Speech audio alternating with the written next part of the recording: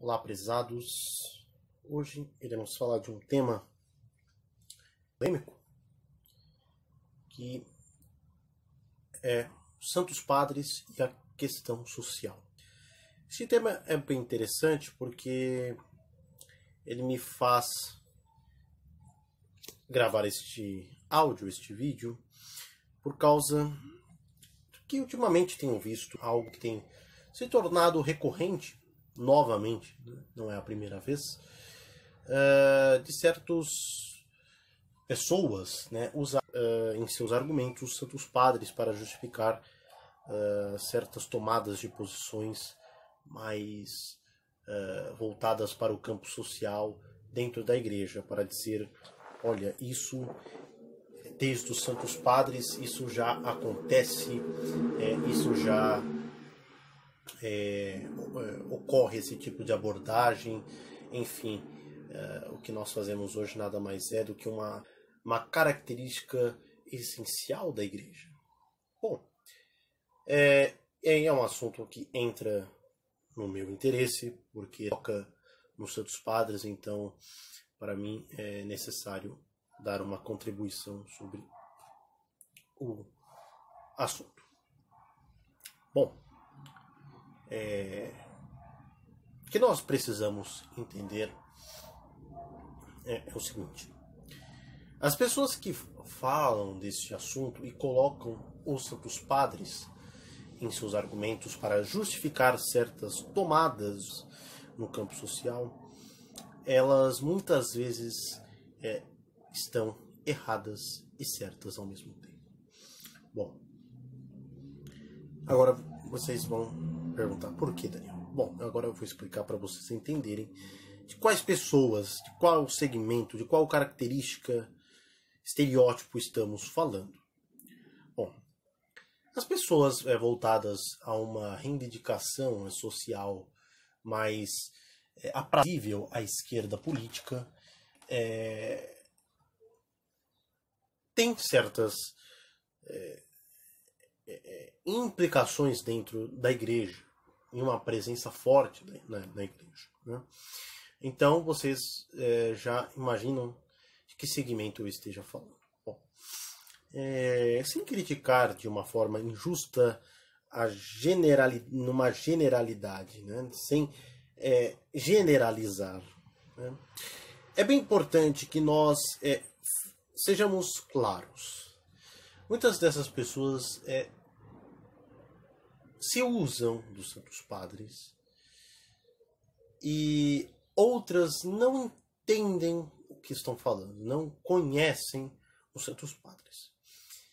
Mas por que elas estariam certas então, Daniel? Certas e erradas. Cadê o lado certo? Bom, o lado certo é de que, de fato, né, a abordagem dos Santos Padres tem uma sensibilidade social muito grande, né? E é interessante que depois foi assinalado na igreja uma certa dicotomia, né? Um cara mais relativista por um lado e ao mesmo tempo mais fiel a certas passagens do evangelho em relação à caridade para com o próximo, aos direitos sociais, enfim. Por um outro lado, você tem o cara mais conservador, mais rígido nos costumes religiosos, porém indiferente com as questões, com muitas questões sociais importantes. O que nós temos que primeiramente nos libertar é disso, dessa dicotomia. E os Santos Padres é o caminho exato para a libertação dessa dicotomia, dessa bipolaridade. Nos Santos Padres nós encontramos pessoas sensíveis à questão sobrenatural, mística, teológica, e ao mesmo tempo sensíveis às questões terrenas, no que diz respeito ao sofrimento dos homens, à opressão, às questões sociais, à caridade, enfim. Então há um equilíbrio, aquele sempre equilíbrio que eu falo, o tão falado equilíbrio que eu sempre falo, né, que é importante, né, que nós resgatemos este equilíbrio dos Santos Padres, este equilíbrio entre sobrenatural e natural, entre material e espiritual.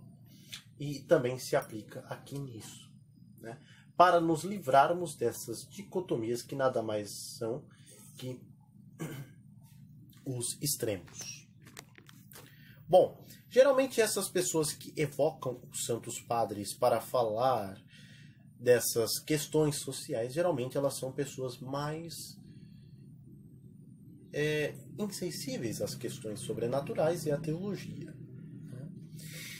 E aí elas cometem um erro muito comum, que é um erro que quem me conhece também sabe que eu sempre falo para diversos assuntos, que é um erro metodológico de analisar a patrística que o homem moderno comete, o homem moderno ocidental comete.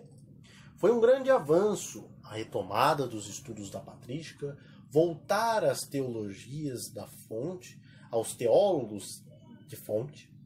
Porém, um erro metodológico ainda é muito presente, característico da mentalidade ocidental, de querer colocar tudo num plano, digamos assim, cartesiano, e de querer usar a patrística como uma forma de consulta. Então você não entende o contexto geral e acaba fazendo a patrística virar citações.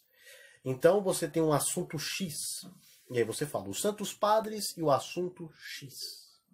E aí o que vira a sua abordagem? Vira apenas citações soltas e muitas vezes desconexas dos Santos Padres. Os protestantes, por exemplo, cometem esse erro, né? Não à toa nós vemos nem protestantes, às vezes evangélicos mais modernos, justificarem os mais variados absurdos com citações patrísticas. A mesma coisa que é feita com a Escritura. Então é interessante que essas pessoas da questão social, da sensibilidade social, fazem a mesma coisa com os Santos Padres, só que para o assunto da questão social. O que nós devemos entender primordialmente, que é este o método que eu lanço para as pessoas para entenderem de fato a patrística, os Santos Padres. Nós devemos entender o pensamento no geral, o contexto de pensamento, a corrente, a educação religiosa local e da época, mas não relativizarmos esta época, como fazem os adeptos da teologia moderna, liberal, no tocante às questões teológicas, místicas. E aí o que acontece? Essas questões sociais muitas vezes são retiradas de contexto.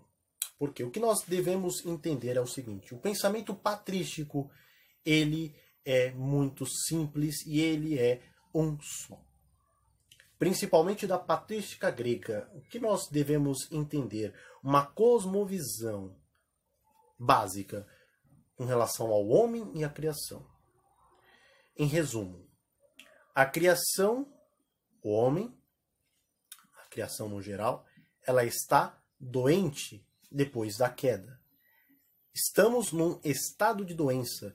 Estamos, nós, como criação no geral.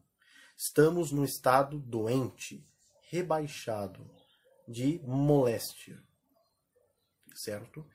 E as consequências dessa moléstia são várias, mas podemos resumi-las como uma única consequência, que é o pecado. O pecado gera a opressão. O pecado gera a maldade. Então é esta a visão. É uma visão primeiramente mística. Não é uma visão materialista, como fazem muitos dessas pessoas. Pessoas que são insensíveis à questão mística.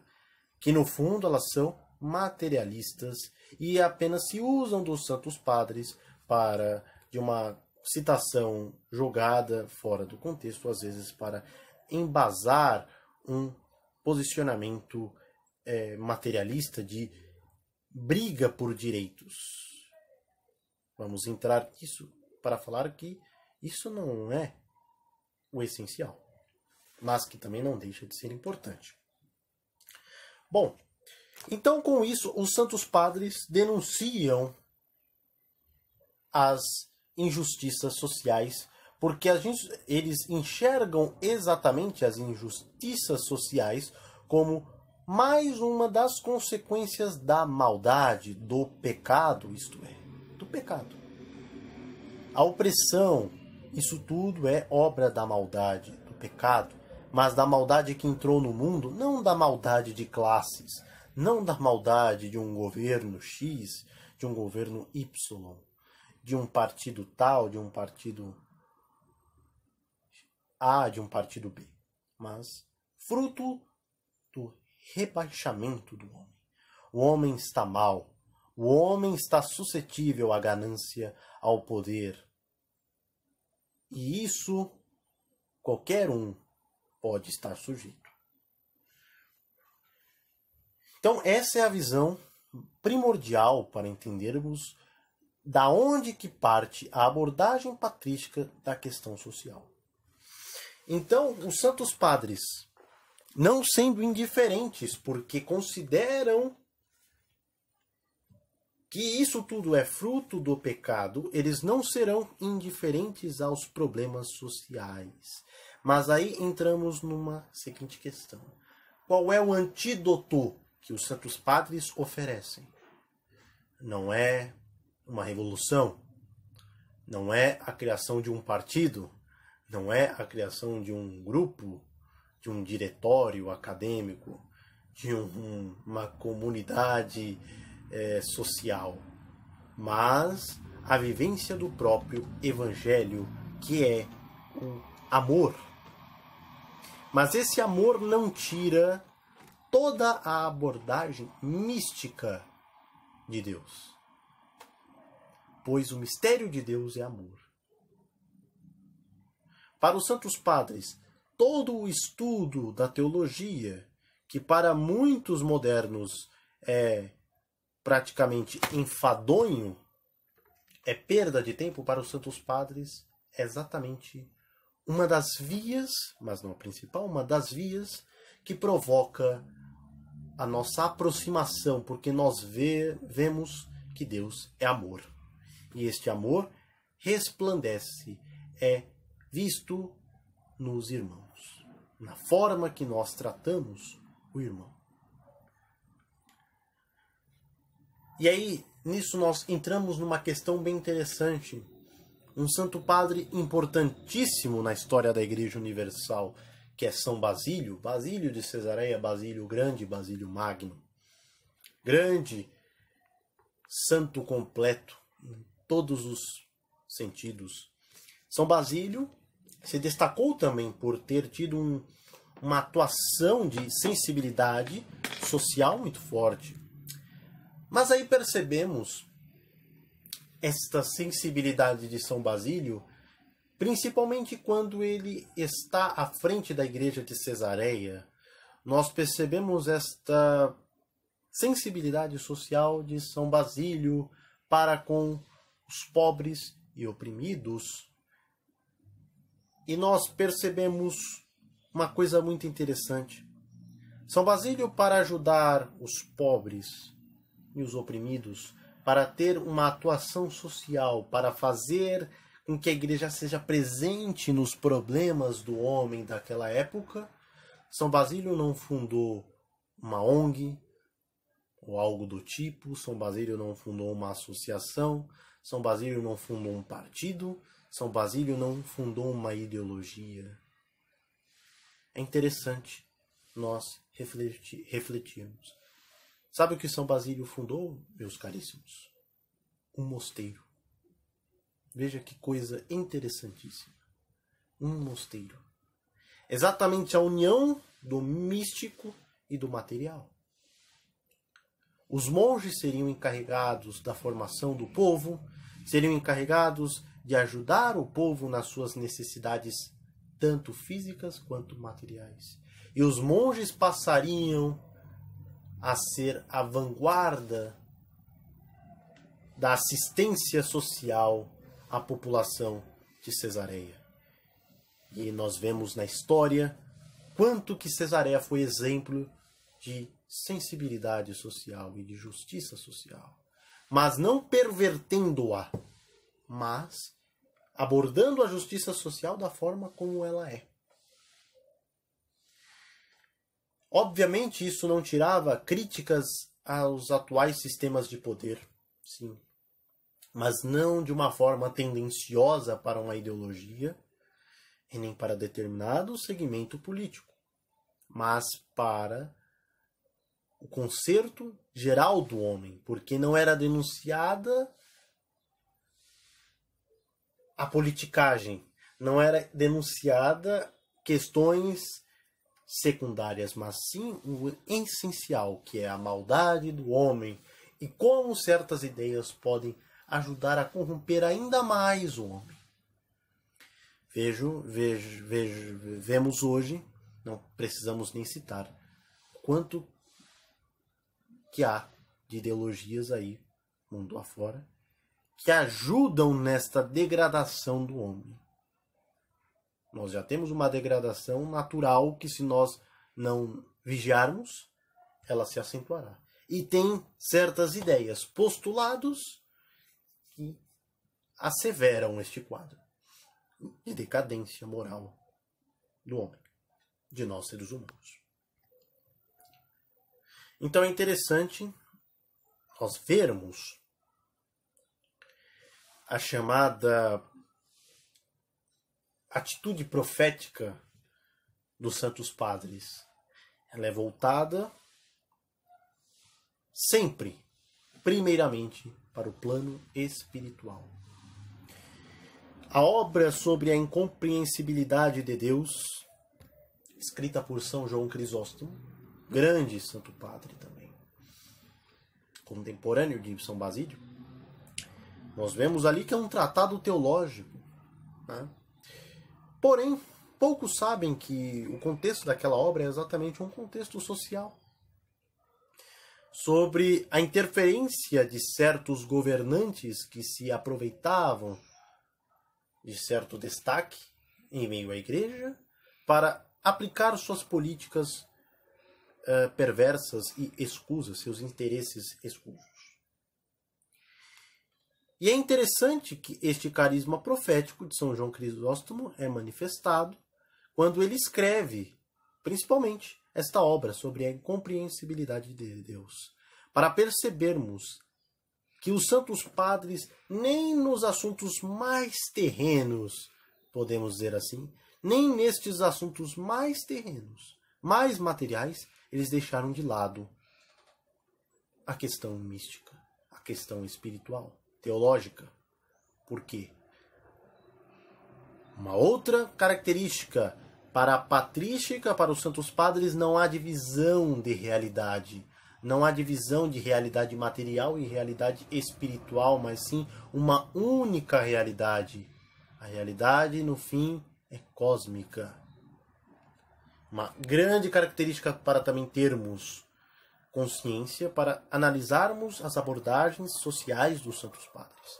Então, por isso é que São João Crisóstomo, ao escrever para os governantes que queriam abusar de seu poder contra a igreja, ele escreve uma obra teológica.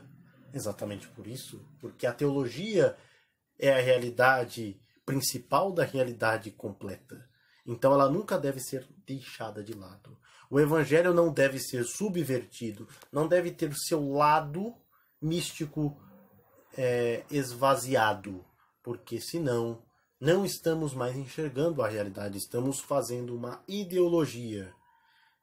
E aí é o que diz São Gregório de Nissa: os conceitos de Deus criam os deuses, criam os ídolos de Deus. Os conceitos de Deus criam os ídolos de Deus. Que nós não adoremos nem a indiferença social, mas também nem o ídolo do materialismo travestido de cristianismo, mas que adoremos o Deus verdadeiro, o Deus único, aquele que não exclui a realidade terrena e a realidade celeste, porque ela é uma só, no fim das contas. E é este o Deus dos Santos Padres. Muito obrigado, prezados. Espero que usem esta reflexão quando precisarem. Muito obrigado e até mais.